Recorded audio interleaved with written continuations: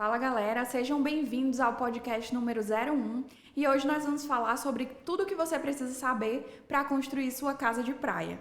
E hoje nós estamos recebendo o nosso convidado super especial, Felipe Sérgio, que ele é projetista, engenheiro civil, especialista em construção de casas de praia. E hoje ele já conta com uma bagagem de mais ou menos 41 projetos assinados e construídos na Praia do Cumbuco e Porto das Dunas. E foi a pessoa ideal que a gente encontrou para vir aqui sanar várias dúvidas de vocês sobre quais são os primeiros passos, como fazer para construir sua casa de praia, tá certo? Então vamos lá, fiquem atentos e vamos lá!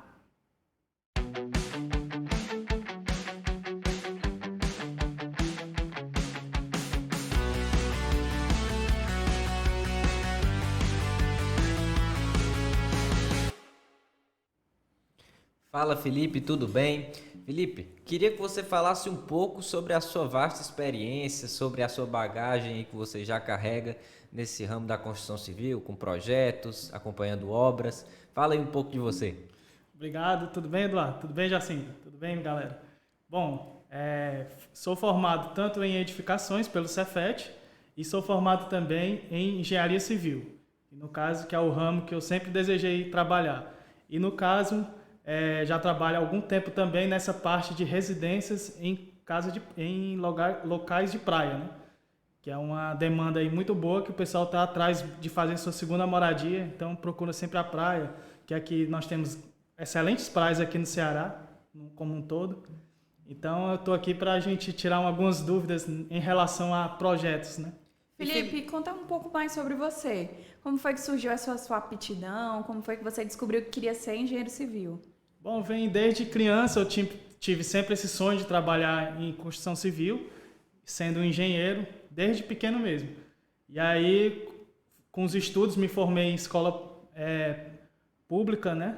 E aí entrei para o Cefet, que fiz técnico em edificações. Fiquei mais ou menos em torno de 5 anos só trabalhando em construção pesada, como, por exemplo, o Metrofor, a parte subterrânea do Metrofor, que eu fiquei fiscalizando. Pela Concremate. Eu trabalhei também em terceirizados que faz serviços para estrutura aqui em Fortaleza, como terceirizado para Mota Machado, Colmeia, Diagonal, entre outras, né? Grandes empresas aqui. E aí, após esse aprendizado, né, em campo mesmo, na parte estrutural e na parte também arquitetônica, que a gente sempre vê, né, nas obras, e aí voltei para o projeto. Então você desenvolveu a sua própria empresa para tocar essas obras particulares, né? Isso mesmo? Isso. Foi um desejo que eu tinha há muito tempo de trabalhar com um projeto e, no caso, depois de um tempo, né, que deu a oportunidade de eu conseguir abrir minha empresa, então aí comecei a fazer projetos arquitetônicos e, em geral, né, arquitetônico, estrutural, elétrico, hidrossanitário, que no caso é o que precisa para fazer uma residência, né? Já que você tocou nesse assunto, Felipe, quais são os passos, o primeiro passo que você precisa, o pontapé inicial para elaborar o projeto de uma residência aí em praia, em condomínio, seja fora ou dentro de condomínio?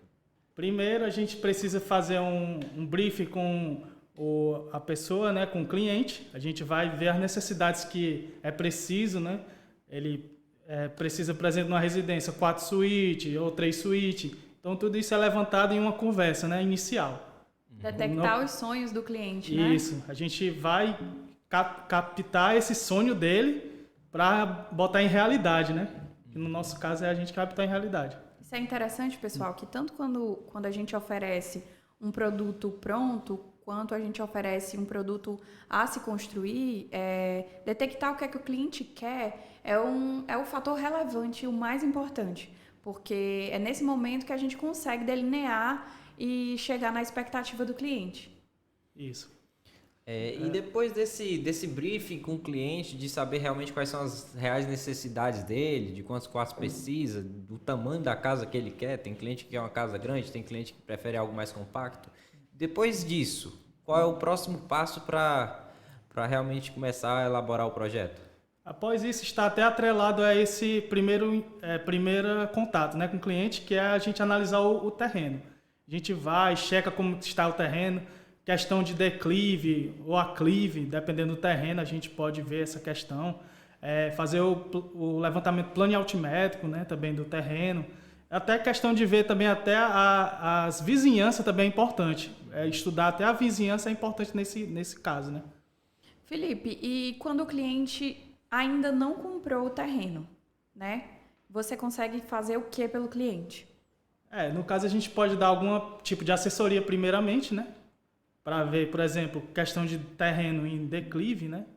Que no caso você precisaria aterrar o terreno para eles ficar no nível da rua ou a 50 centímetros da rua. Então, isso você vai ter um custo a mais para fazer esse movimento de terra. Então, a gente prefere escolher terrenos já com um nível elevado do meio-fio, né? Ou da calçada, no caso. Isso é muito importante porque muitas pessoas não conseguem perceber a olho nu que o terreno vai ter aterro. Isso. E às vezes no final, no custo da obra, isso daí vai impactar bastante. Sim, criar muro de arrimo, isso tudo leva grana, né? Então tem que ser bem estudado porque não tá fácil, né? Então a gente tem que ver essas questões também. Achei muito interessante essa assessoria para a compra do terreno. Já é um início de tudo. Sim. E aí, Felipe, depois você já colocou lá o sonho da pessoa dentro daquele terreno, já analisou o terreno que ela tem para ser construído. Qual o próximo passo? Depois disso, o que deve ser feito? Pronto, depois disso é definir o projeto arquitetônico, que no caso eu vou pegar todas as informações que o cliente me passou, vou fazer o estudo do terreno, né? Primeiro também estudar também a questão de condomínio, né? Todas as regras do condomínio, se for construído dentro de condomínio, e também ver as questões municipais, né? Que é a lei de uso de ocupação do solo, que a gente tem que analisar isso também para construir a residência, né? Então a gente tem que seguir regras. E aí no caso, esse é o andamento, né? Após essas verificações, né? Então no município que você mais atua, que é Caucaia e Aquiraz, então, você já sabe de quais são as regras construtivas, não é isso? Isso. E condomínios também. Vários condomínios eu já sei também as regras, né, no caso. No caso, o condomínio é até mais restritivo do que a própria prefeitura, né? Então, no caso, a gente tem que primeiro fazer um projeto vendo a questão do condomínio, para após isso fazer a questão da prefeitura, né?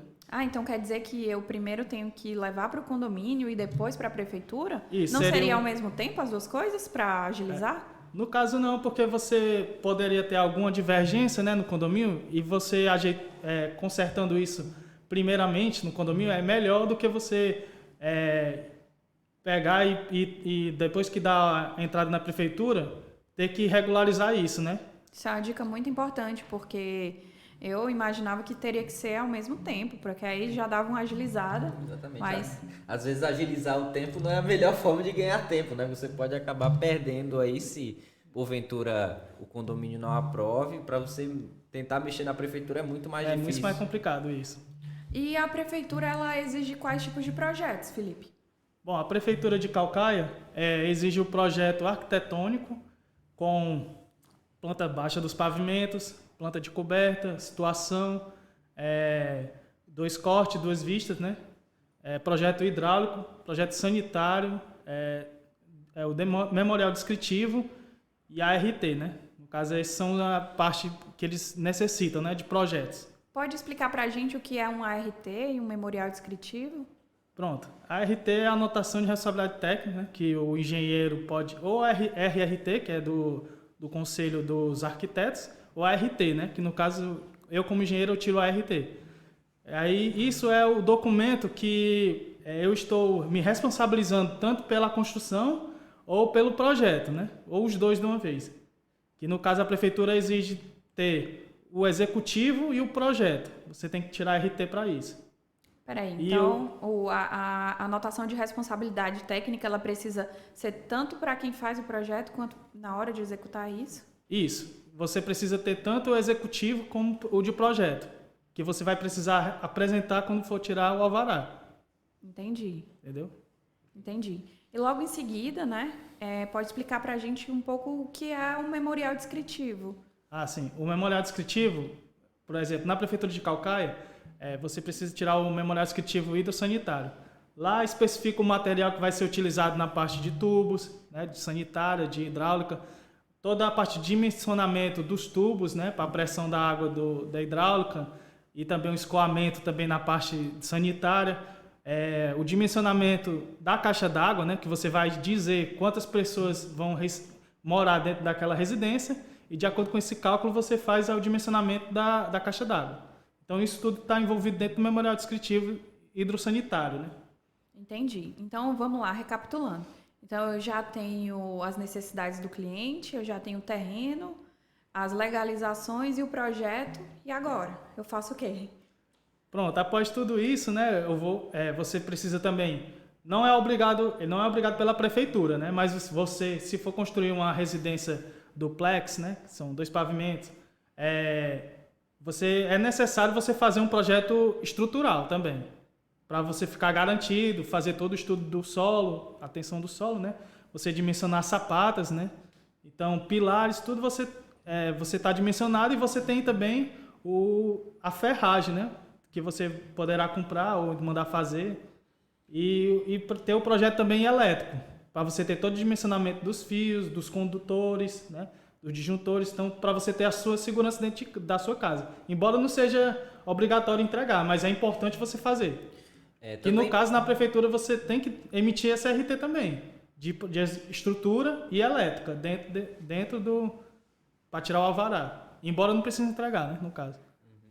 Embora não precise entregar, mas é bom que tenha, porque isso. Como a gente está falando aqui de imóveis de praia, a gente está exposto a intemperismos que são maiores do que uma residência na cidade, por exemplo. Com certeza. Nós temos chuvas mais fortes, ventos mais fortes, então é sempre interessante que estejamos resguardados do ponto de vista técnico, de que a estrutura da casa está bem dimensionada, que a elétrica da casa está bem dimensionada para não ter nenhum tipo de problema futuro que vai causar um grande prejuízo. Com certeza, você falou tudo. Então, pessoal, tem que ter essa preocupação mesmo com parte estrutural, porque é o essencial da casa, é uma das coisas essenciais da residência, é isso. É segurança. É a segurança, isso. Até porque o solo de praia, ele é diferente, né? Isso, ele tem uma tensão menor, né? Então, no caso, a gente tem que aumentar um pouco mais o dimensionamento das sapatas, né? Para distribuir mais a carga.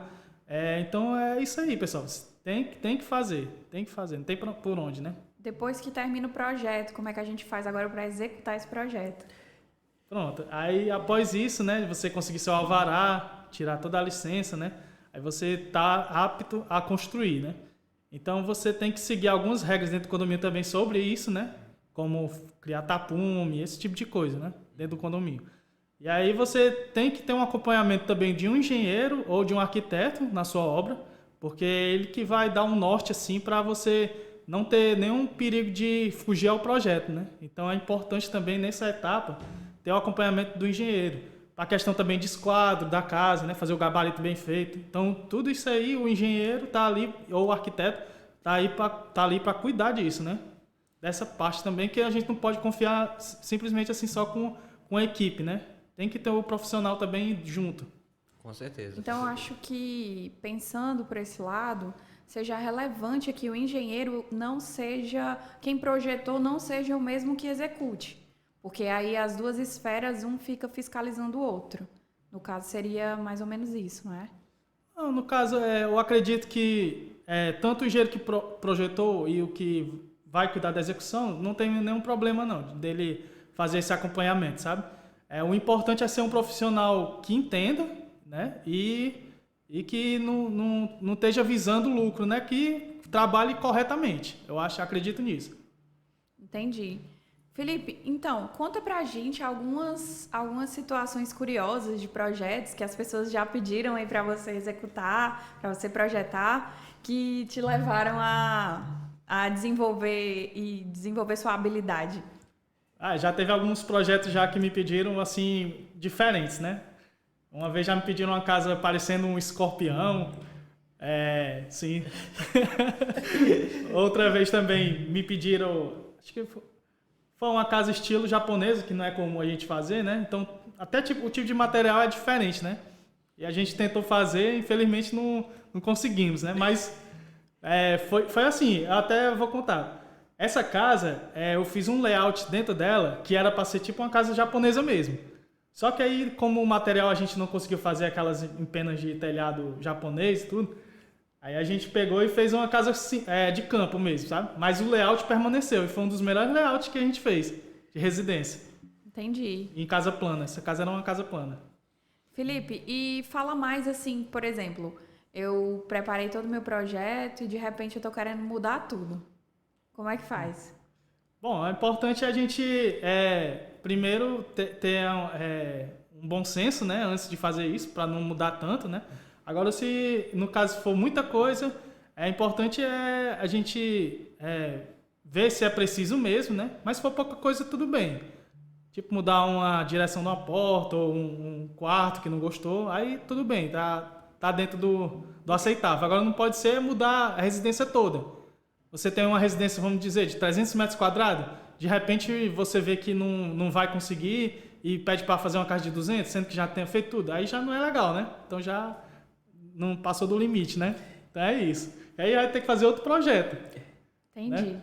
Felipe, como é que os nossos seguidores conseguem te encontrar para conhecer um pouco mais do teu trabalho? Pessoal, eu tenho o meu Instagram da empresa, que é FS Projetos. Acho que é um dos Instagrams que tem mais acesso com esse nome. Né? Então é fácil de achar, FS Projetos.